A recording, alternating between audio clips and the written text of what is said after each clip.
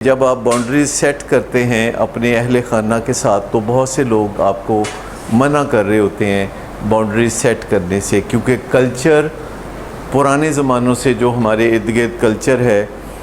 وہ اس چیز کو تقویت دے رہا ہوتا ہے کہ اگر آپ برداشت کریں گے تو آپ بہت نائس ہوں گے، اگر آپ ظلم سہیں گے شہید وفا بنیں گے، اگر آپ آؤٹ آف دی وے جا کے اپنے آپ کو چھوڑ کے دوسروں کو ترجیح دیں گے تو آپ نیک انسان ہوں گے، آپ اعلیٰ درجے کے انسان ہوں گے۔ جب آپ کو اس طرح کی تعلیم دی جائے گی تو پھر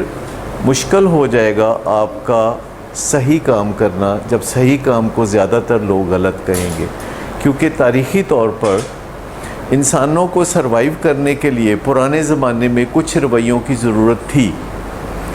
اور آج ان رویوں کی ضرورت نہیں ہے۔ پرانے زمانے میں اتنے سسٹمز نہیں تھے، حکومتیں نہیں تھیں، ڈپارٹمنٹس نہیں تھے، دنیا میں کوئی نظام نہیں تھا، کوئی اقوام متحدہ نہیں تھی، کوئی باقاعدہ ڈیموکریٹک گورنمنٹس نہیں تھیں، کوئی پولیس نہیں تھی ظلم سے بچانے کے لیے،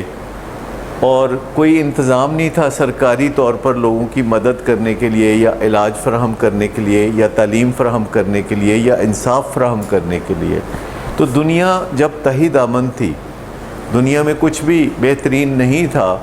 تو انسانوں کے سروائیول کے لیے ضروری تھا کہ وہ ایک دوسرے کو مارجن دیں اور گریس مارکس دیں اور انسانوں کو ایک موقع اور دیں۔ لیکن آج جب کہ دنیا میں ایک باقاعدہ نظام آ چکا ہے، دنیا بڑے خوبصورت انداز میں تبدیل ہو چکی ہے، اس لیے اس قسم کے رویوں کو اب جاری رکھنا مناسب نہیں ہے جنہیں ہم نائس بیہیویئر کہتے ہیں، جس میں ہم اپنے آپ کے بارے میں اچھا محسوس کرنے کے لیے دوسروں کے ساتھ ایسے رویے رکھتے ہیں جو اپیرنٹلی اچھے ہوتے ہیں لیکن ان کو تباہ کرنے والے ہوتے ہیں۔ بہت سے ملکوں کے ساتھ بھی ایسے رویے کرتے ہیں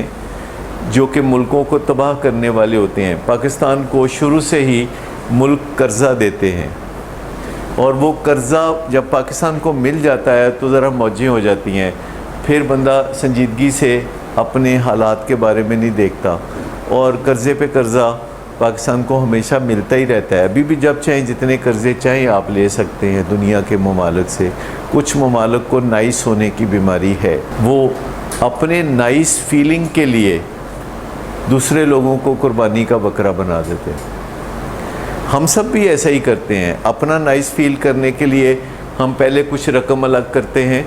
کہ یہ ہم نے کسی مستحق کو دینی ہے، پھر کسی کے اوپر مستحق کا ٹھپا لگاتے ہیں اور اس کو وہ رقم دے دیتے ہیں، اور وہ بندہ بغیر محنت کے جب اسے ریوارڈ ملتا ہے ایک دفعہ، دو دفعہ یا چند بار، تو وہ عادت اس کو پڑ جاتی ہے کہ بغیر کچھ کیے